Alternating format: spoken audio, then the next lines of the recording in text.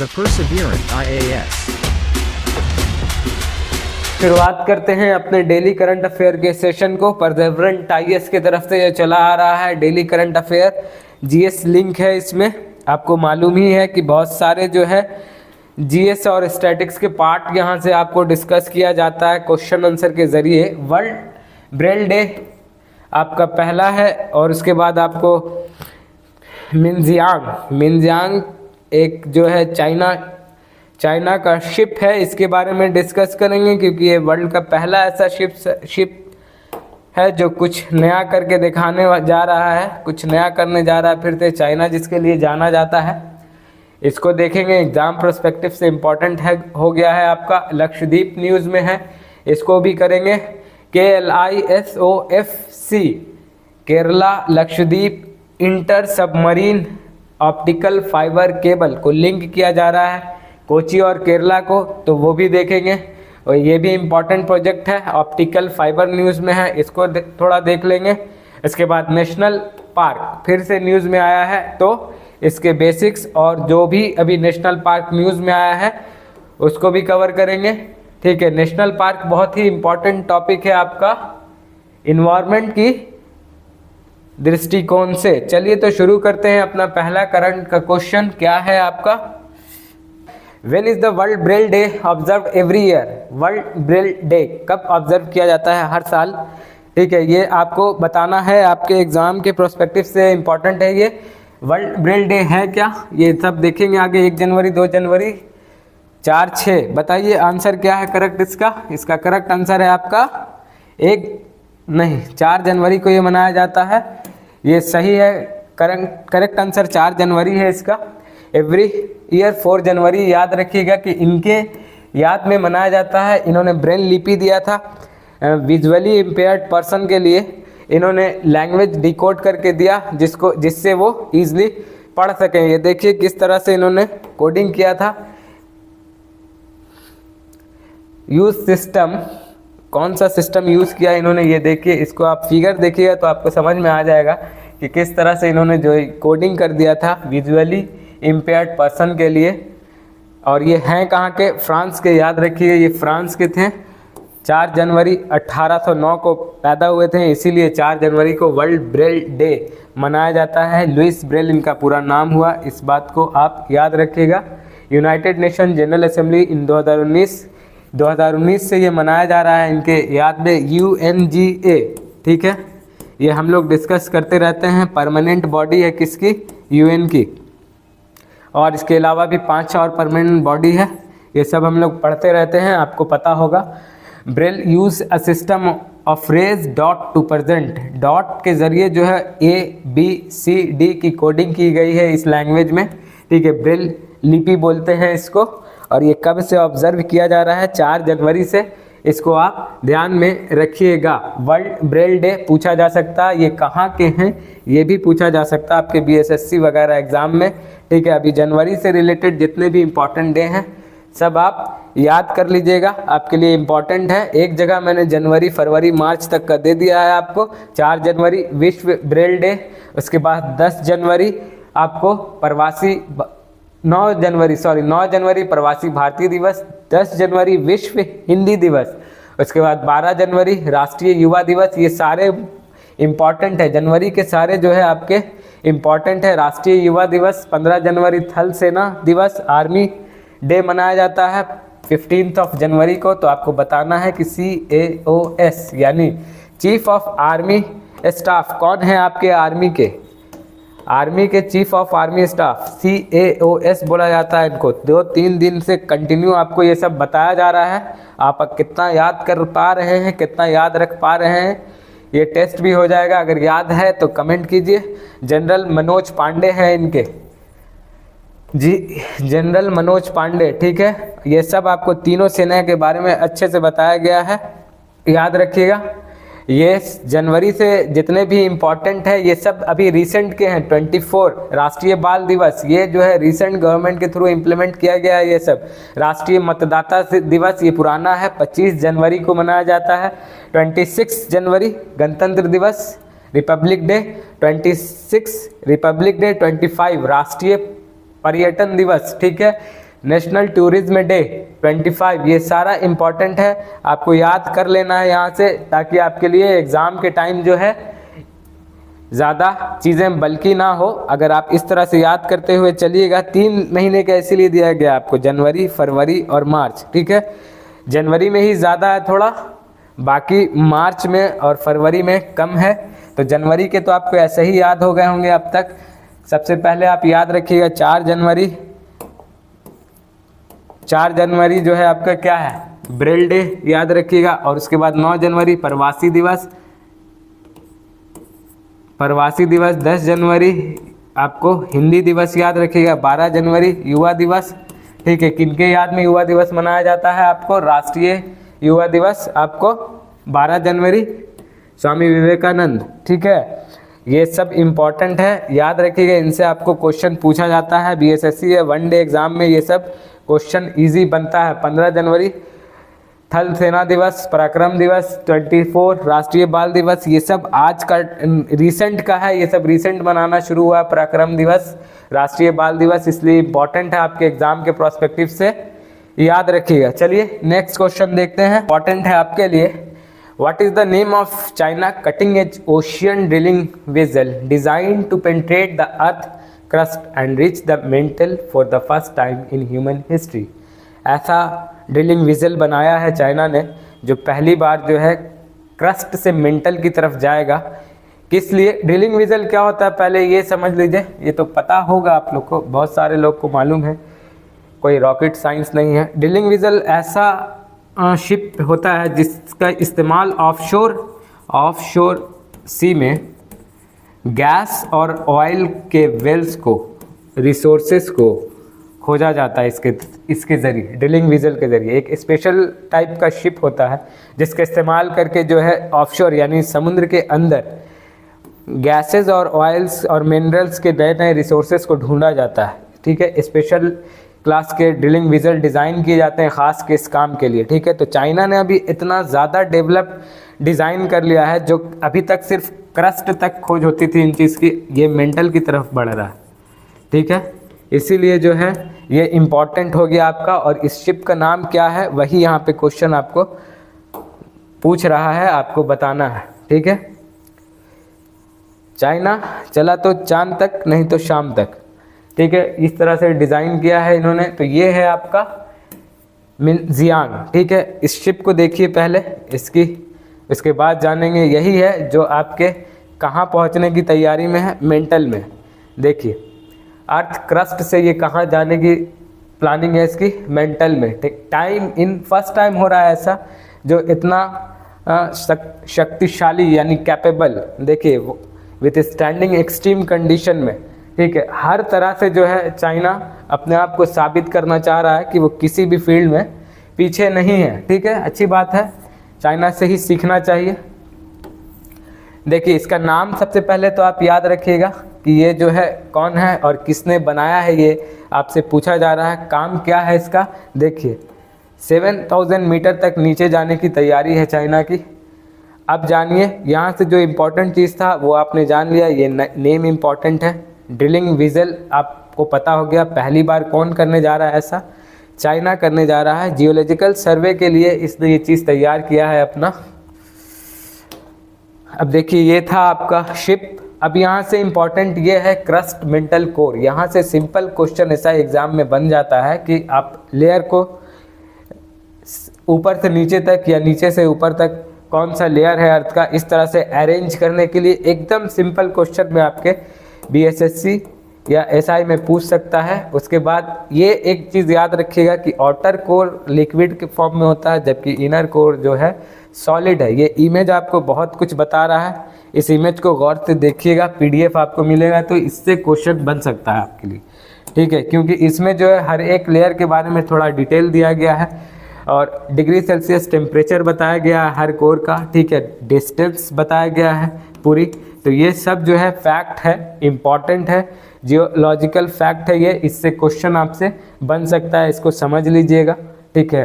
Crust कहाँ है, core कहाँ है, मेंटल कहाँ है, लिथोस्फेयर, ये सब जो है इम्पॉर्टेंट है आपके इस इमेज से, बहुत चीज़ डिफाइन हो रही है, इसको आप जानिएगा।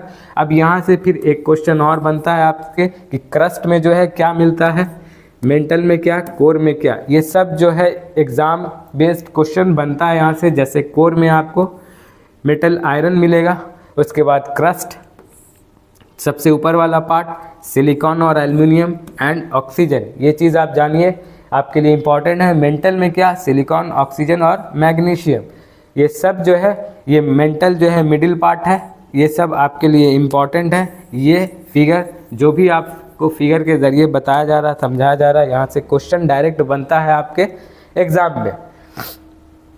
और ये वही विज़ुअल है जिसकी चर्चा कर रहे थे हम। आपको बताया गया जैसे कि क्रस्ट का याद रखिएगा कि क्रस्ट में SiAl, ये कोडिंग एक तरह से आप कर लीजिएगा, सिलिकॉन और एल्युमिनियम क्रस्ट में, जबकि मेंटल में आपको क्या मिलेगा, सीमा, ठीक है, यानी सिलिकॉन और मैग्नीशियम, ठीक है। और आपका कोर में तो आपको मालूम है आयरन सबसे भारी होने के कारण कोर में ही मिलेगा। अभी नेक्स्ट क्वेश्चन देखते हैं क्या है, which is the smallest union territory of India. ये क्या ही पूछ दिया, इतना इजी सा क्वेश्चन, तो ये बहुत इजी है। वैसे कुछ इसमें जो प्रोजेक्ट हैं अभी लक्ष्य ये इतना इजी सा क्वेश्चन इसलिए क्योंकि अभी लक्षद्वीप की कैपिटल क्या है, कवराती। यहाँ जो है प्राइम मिनिस्टर नरेंद्र मोदी जी गए हैं डिफरेंट प्रोजेक्ट के इनॉग्रेशन के लिए, ठीक है, foundation of numerous development project. तो आप याद रखिएगा कि कौन से यूनियन टेरिटरी में अभी रिसेंटली विजिट किया था, इस तरह से भी क्वेश्चन आपसे पूछा जा सकता है। तो लक्षद्वीप की कैपिटल कवराती में उनका भव्य स्वागत हुआ है, इसीलिए जो है ये आपके न्यूज़ में है। लक्षद्वीप टोटल 36 आइलैंड है, ऐसा कहा जाता है, यहाँ टोटल 36 आइलैंड है और सबसे बड़ा जो है यही है कवराती, ये ध्यान में रखिएगा आप। और इससे क्वेश्चन कभी कभी इस तरह से होता है कि ये इसके ईस्ट और वेस्ट में ये कौन कौन से आइलैंड के बीच में है, तो ये अगाती याद रखिएगा, इससे क्वेश्चन पूछता है, और एंड्रॉट, ये दोनों के बीच में आपको देखने को मिल रहा होगा कि कौन है, एंड्रॉट। ये दोनों क्यों ले रहे हैं, क्योंकि ये बड़ा है और इसके बाद ये बीच में कवराती बड़ा आइलैंड है, इस तरह से क्वेश्चन बनता है। तो ये बस 3-4 आइलैंड यहाँ पे के इम्पॉर्टेंट है जिसको आपको याद रखना है। ऐसे सीधे अगाती भी पूछा जा सकता है या एंड्रॉट भी पूछा जा सकता है, कवराती तो यहाँ की कैपिटल है ही है, ठीक है, ये ध्यान में रखिएगा। और यहाँ की लैंग्वेज याद रखिएगा कि क्या है, मलयालम एंड महल, और आबादी 69 के है यहाँ की, ठीक है, जिसमें 95% मुस्लिम्स की आबादी है यहाँ पर, ये आप ध्यान में रखिएगा, इम्पॉर्टेंट है, ध्यान रखिएगा। और इसमें जो है 100 स्मार्ट सिटी प्रोजेक्ट में एक जो है यहाँ से भी सिटी थी, वो कौन थी, कवराती ही। इसको आप यहाँ की जो कैपिटल है, फ्लैगशिप स्मार्ट सिटीज़ मिशन में ये आपको लिस्टेड थी, इसलिए ये इम्पॉर्टेंट है, इसको आप याद रखिएगा, ठीक है। और इससे रिलेटेड इम्पॉर्टेंट कुछ 36 आइलैंड हो गया। हाँ, लक्षद्वीप और मिनिकॉय के बीच में कितने डिग्री का चैनल है, ये आप बताइएगा, आपके लिए होमवर्क है। अब देखिए कि ये यही जो है एक सबसे पहला जो प्रोजेक्ट है, Kochi Lakshadweep island submarine optical fibre connection project चल रहा है। आपसे क्वेश्चन यहाँ से पूछा जा सकता है, किसी तरह से भी क्वेश्चन डिज़ाइन हो सकता है कि कोची और लक्षद्वीप कौन से 2 आइलैंड के बीच में जो है ऑप्टिकल फाइबर कनेक्शन प्रोजेक्ट चल रहा है। इस प्रोजेक्ट का पूरा नाम भी आपसे पूछा जा सकता है, KLISOFC क्वेश्चन में दे करके आपसे पूछा जा सकता है कि इसमें इसका पूरा नाम क्या है, या फिर ये प्रोजेक्ट जो है कौन सी आपके आइलैंड से या कौन से स्टेट से लिंक होकर बन रहा है, ये आपसे पूछा जा सकता है। तो ये बहुत इंपॉर्टेंट है, इसको आप ध्यान में रखिएगा। यहाँ से एक चीज़ नई आपके लिए निकल के शायद आ जाए कि ऑप्टिकल फाइबर केबल क्या है, ठीक है। तो ये प्रोजेक्ट किसके अंडर में है, ये आप ध्यान में रखिएगा, ठीक है। ये है यूनिवर्सल सर्विस ऑब्लिगेशन फंड, इसको कौन फंडिंग कर रहा है, डिपार्टमेंट ऑफ टेलीकम्युनिकेशन, BSNL का भी इसमें बहुत बड़ा रोल है, ये आप याद रखिएगा। और भी बहुत सारी कंपनी जो है टेलीकॉम से रिलेटेड जो है इसमें साथ में मिलकर इस प्रोजेक्ट के लिए काम कर रही है।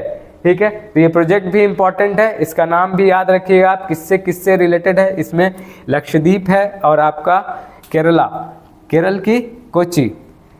ये देखिए यही है, पूरा रूट यही रहेगा जो यहाँ पे डायग्राम में दिखाया गया है। ये किसका रूट है? KLISOFC, Kochi Lakshadweep island submarine optical fibre connection project. ये इंपॉर्टेंट है, इसको आप ध्यान में रखिएगा। और यही है आपका ऑप्टिकल फाइबर केबल। ठीक है, कोर क्लैडिंग कोटिंग, सबसे कम्युनिकेशन के फील्ड में सबसे महंगी केबल यही होती है। इस बात को आप ध्यान रखिएगा, क्योंकि इसको बनाने में टेक्निकली बहुत सारी चीज़ मटेरियल वगैरह की ज़रूरत होती है। ठीक है, जैकेट से लेके आउटर जैकेट, उसके बाद स्टड मेंबर, क्लैडिंग कोर, यहाँ आपका सिग्नल ट्रांसमिट होता है। और एक चीज़ ध्यान में रखिएगा कि इसमें इलेक्ट्रिकल सिग्नल नहीं, लाइट सिग्नल पास होता है इसमें। ठीक है, इलेक्ट्रिकल सिग्नल को पहले लाइट सिग्नल में कन्वर्ट किया जाता है थ्रू ट्रांसड्यूसर। वो टेक्निकल चीज़ है, उसमें ना जाइए। यहाँ ये जानिए कि ऑप्टिकल फाइबर केबल जो है किस तरह से इसमें आपके लिए इम्पोर्टेंट ये है कि लाइट सिग्नल के थ्रू जो है सिग्नल ट्रांसमिट होता है इसमें। इस बात को आप ध्यान रखिएगा, आपसे ज़्यादा कुछ नहीं पूछा जाएगा इससे, आपकी जानकारी के लिए सिर्फ ये बताया गया है यहाँ पर। ये याद रखिएगा कि इसमें और कौन कौन इन्वॉल्व है BSNL के अलावा। मैरीन रूट सर्वे इन्वॉल्व है, ये कंपनी है। ठीक है, इसके साथ साथ CLS स्टेशन इन्वॉल्व है। ये सारी कंपनी मिलके इस प्रोजेक्ट को करेगी कंप्लीट। ठीक है, इंपॉर्टेंट प्रोजेक्ट है ये, इसको याद रखिएगा। इसमें इन्वॉल्व कौन कौन है? लक्षद्वीप और केरल का कोची। अब आगे बढ़ते हैं, अपना नेक्स्ट क्वेश्चन देखते हैं। नेशनल पार्क फिर से न्यूज़ है, कुना नहीं है, कुनाव है, KUNO, कुनाव नेशनल पार्क कहाँ है ये तो आपको पता ही है, लेकिन क्वेश्चन अब ज़्यादा थोड़ा सा आगे बढ़ के है कि डिस्ट्रिक्ट कौन सा है ये बताना आपको। डिस्ट्रिक्ट भी आपको पता होगा, जब आप कुनो नेशनल पार्क बार बार पढ़ते हैं न्यूज़ में तो आप तो डिस्ट्रिक्ट आपको याद ही होगा। बताइए कौन से डिस्ट्रिक्ट में है और क्यों अभी न्यूज़ में आया है ये भी आपके लिए जानना ज़रूरी है। चलिए आगे देखते हैं। ये जो है डिस्ट्रिक्ट आपका शिवपुर है, याद रखिएगा शिवपुर डिस्ट्रिक्ट है।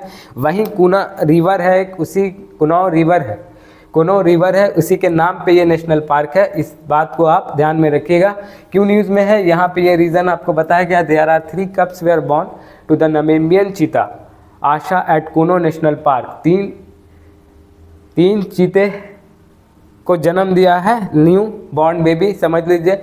तो प्रोडक्शन शुरू हो गया एक तरह से, इसीलिए ये बहुत बड़ा प्रोजेक्ट था, इसलिए न्यूज़ में है।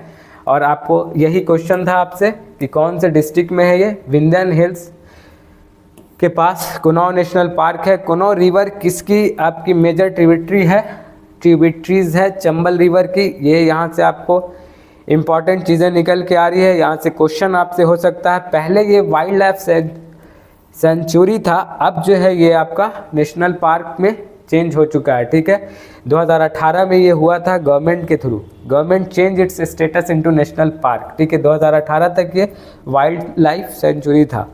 It was selected under the action plan for introduce इन चीता इन इंडिया। चीता इन इंडिया जो है, इसकी स्टैट्यूटरी बॉडी कौन है? National tiger conservation authority. इसकी अगर आपको स्टैट्यूटरी बॉडी पूछेगा कि किसके अंडर ये काम करता है चीता इन इंडिया, तो ये है आपके नेशनल टाइगर कंजर्वेशन अथॉरिटी के अंदर जो है ये काम करता है। ये आपके लिए जानना इम्पॉर्टेंट है। और इसके बाद ये आया, इसका ऑब्जेक्टिव क्या है? चीता इन इंडिया अगले 5 साल में 50 चीता, ठीक है, जो कि अभी दिख रहा है, जिसकी तरफ बढ़ रहे हैं हम लोग तेज़ी से। ठीक है, चीता इन इंडिया। और 1952 में चीता एक्सटेंट हो गया था, ये बात को आप याद रखिएगा, ये भी आपके लिए इम्पॉर्टेंट है। प्रोजेक्ट चीता भी कई बार डिस्कस किया है आपसे हमने पहले भी, फिर से बताते हैं आपको। 8 से 12 चीता जो है अभी तक टोटल आ चुका है। कहाँ से? नामीबिया और साउथ अफ्रीका से। ठीक है, और चीते के बारे में एक चीज़ याद रखिएगा कि दो प्रजाति चीते की गले में इशू है अभी भी, जिसका असर दिख रहा है। चीता जो है, चीता IUCN के अनुसार जो है चीता की 2 प्रजाति है। एक वल्नरेबल कैटेगरी में है, ठीक है, और एक जो है आपके इंडेंजर कैटेगरी में है। इंडेंजर कैटेगरी का जो आपका चीता है वो बस अभी 40 से 50 ही बच रहा है, और वो भी ये कहाँ है, ईरान में। इस बात को आप नोट कीजिए, नोट रखिएगा। और ये है कौन, एशियाटिक चीता है। एशियाटिक चीता जो है बहुत ही इंडेंजर कैटेगरी में पहुंच चुका है। 40-50 है टोटल जो है आपके ईरान में है, बस 40 से 50। वैल्नरेबल वाला जो है इसको बोलते हैं आपको अफ्रीकन चीता। अफ्रीकन चीते की संख्या बहुत ज़्यादा अभी ज़्यादा है, 6500 से लेके ये 7000 तक है। और ये सब कहाँ है, आपके अफ्रीका में, अफ्रीकन कंट्रीज़ में है, और वहीं से आपके यहाँ लाया भी जा रहा है। ये सब जो है इम्पॉर्टेंट डेटा था जो आपको बताया गया। बोल के सुन के ज़रूर लिख लिया कीजिए। ये चीज़ें जो हैं आपको फिर डायरेक्ट एग्जामिनेशन हॉल में देखने को मिलेगी। और इसके बाद नेशनल पार्क का भी कंसेप्ट आपको बहुत बार बताया है, फिर से बताते हैं कि आपका जो टोटल नेशनल पार्क है कितना है। एकमात्र ऐसा स्टेट बताइए जहां कोई भी नेशनल पार्क नहीं है। क्या आपको मालूम है कि कौन ऐसा स्टेट है जहां अभी तक एक भी नेशनल पार्क नहीं है? बताइए। आपको बार बार बताया जाता है ये सब चीज़, लेकिन हमको लगता, मैंने नहीं बताया ये जो बात है वो सफाई के साथ आज बताऊंगा आपको, अगर बताया तो। पहले आप बताइए कि ऐसा कौन सा स्टेट है जहां एक भी नेशनल पार्क नहीं है। तो वो स्टेट है आपका पंजाब, याद रखिएगा आप, ठीक है। और सबसे ज़्यादा कहाँ है, तो एमपी में, ठीक है। 9 नेशनल पार्क है। टोटल नेशनल पार्क भी आपको बता चुके हैं कि 106 है, ठीक है। टोटल कितना है, 106 नेशनल पार्क है, सबसे ज़्यादा एमपी में है, ठीक है। और जो 2 नया है 105 और 106, ये दोनों कहाँ है, 106 क्या लिख रहे हैं यार, हाँ पहले 105 होगा फिर 106 होगा, ठीक है। 105 जो है आपका ये भी आसाम में है, दिहांग नेशनल पार्क किसका नाम है, ठीक है। और दूसरा है आपका रोमानिया नेशनल पार्क, ये 106, ये भी आपका आसाम में है, ठीक है। और सबसे ओल्डेस्ट अगर आपसे पूछा जाए तो सबसे ओल्डेस्ट क्या बताइएगा आप, नेशनल पार्क? सबसे ओल्डेस्ट आपका है जिम कॉर्बेट, ठीक है, उत्तराखंड में, यूके। 1936 से है ये नेशनल पार्क, 1936 में ही इसको बनाया गया था, ये याद रखिएगा आप। और इसके बाद सबसे बड़ा अगर आपसे पूछा जाए तो नेशनल पार्क, सबसे बड़ा अगर आपसे पूछा जाए तो हेमिस नेशनल पार्क, ठीक है। जम्मू एंड कश्मीर नहीं, लद्दाख, ठीक है। हेमिस नेशनल पार्क सबसे बड़ा, ठीक है, 13,000 स्क्वायर किलोमीटर में शायद, ठीक है। तो सबसे बड़ा यही है, हेमिस है, इसको भी आप ध्यान में रखिएगा। जितनी भी जानकारी आपको नेशनल पार्क से रिलेटेड यहाँ पे दी गई सब इम्पॉर्टेंट है, आपके एग्ज़ाम प्रोस्पेक्टिव से फेवरेट टॉपिक है ये आपके एग्जामिनर का। यहाँ से क्वेश्चन वो पूछते हैं, ठीक है, ख़ास के सिविल सर्विस के एग्ज़ाम में, ठीक है। आगे बढ़ते हैं। अब जो इससे रिलेटेड था ये सारा डिस्कशन तो हो गया, यहाँ पे प्रोजेक्ट चीता भी आपको बता दिया गया। आगे देखिए, मेंस का जो क्वेश्चन है आपका ले लीजिए, इसको कोशिश कीजिए, बहुत ही सिंपल क्वेश्चन है, कम से कम 32 पेज तो भरिए इससे। अगर इससे आप 32 पेज नहीं भर पा रहे हैं तो बहुत मेहनत की ज़रूरत है। गांधी जिसका विश्व ने लोहा माना, ठीक है, जान रहे हैं, पर्सनालिटी को किसी तरह की पहचान की ज़रूरत नहीं है, किसी तरह की इंट्रोडक्शन की ज़रूरत नहीं है, लेकिन यहाँ पर आपको भूमिका बतानी है इनकी, किसमें, स्वतंत्रता संग्राम में, ठीक है। कितने अच्छे से गांधी को आप जानते हैं, सिर्फ गांधी को नहीं, उनकी भूमिका को किसमें, स्वतंत्रता संग्राम में लिखिए, प्रैक्टिस कीजिए राइटिंग की, ठीक है। ऐसे ऐसे पॉइंट्स लिखिए जो किसी और को ना पता हो, जो आपको यूनिक लगे और जो ऑथेंटिक हो, सबसे ज़्यादा ज़रूरी। चलिए, तब तक के लिए लेते हैं आपसे विदा, फिर मिलेंगे कल इसी टाइम। क्वेश्चन कैसा लगा आपको ज़रूर बताइएगा।